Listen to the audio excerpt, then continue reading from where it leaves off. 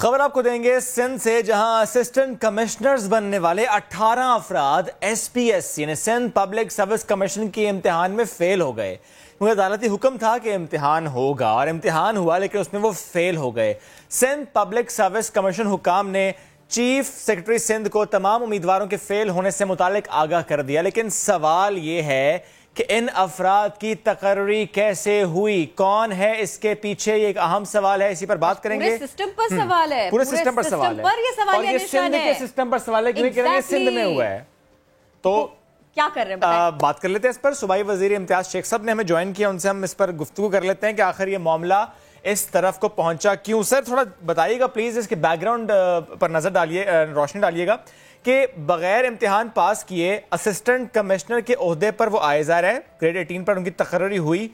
کس کے کہنے پر ہوئی؟ کیونکہ پھر عدالتی حکم آیا ٹیسٹ ہوں گے، ٹیسٹ ہوئے، فیل ہو گئے۔ سر یعنی اس سے پہلے حکومت نے نہیں سوچا کہ یہ نااہل لوگ ہیں؟ میں اس میں جی وضاحت کر دوں آپ کی کہ کوئی بھی شخص بغیر امتحان کے اسسٹنٹ کمشنر نہیں بن سکتا، یا تو وہ ڈسٹرکٹ مینجمنٹ گروپ جس کو پہلے کہتے تھے، یا پروونشل ایڈمنسٹریٹو گروپ جو ہے سروسز وہ ہوتی ہے، یا پی سی ایس ہوتی ہے، پروونشل سول سروس ہوتی ہے، یا پھر ایک نامینیشن ہوتا تھا جو کہ مطلب مختلف جو عہدوں پہ سالوں سے کام کرتے تھے ان کو چیف منسٹر دیتے تھے، جو کہ اب وہ سسٹم ختم ہو گیا ہے۔ لیکن تینوں جو ہے اپنا ٹریننگ بھی کرتے ہیں، اور ان کو جو میں نے پہلے بتائے ڈی ایم جی یا پروونشل ایڈمنسٹریٹو سروس اور پی سی ایس، وہ دونوں امتحان دے کر آتے ہیں۔ یہ جو ایک امتحان ابھی جس کی خبر آپ لوگوں نے مطلب مجھ سے پوچھی ہے، وہ ایک revenue qualifying assistant collector 1 and part 2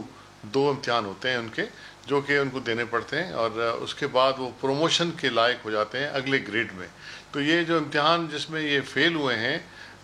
وہ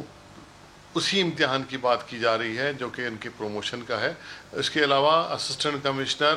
پروونشل سول سروس ہو یا فیڈرل سروس ہو، سی ایس ایس جس کو امتحان دے کر جو آتے ہیں، وہ بغیر امتحان کے ہو نہیں سکتے، اور جو نامینیشن کا طریقہ کار تھا وہ طریقہ کار اب ختم ہو گیا ہے، اس کو مطلب اب ایکسرسائز نہیں کر سکتا کوئی بھی۔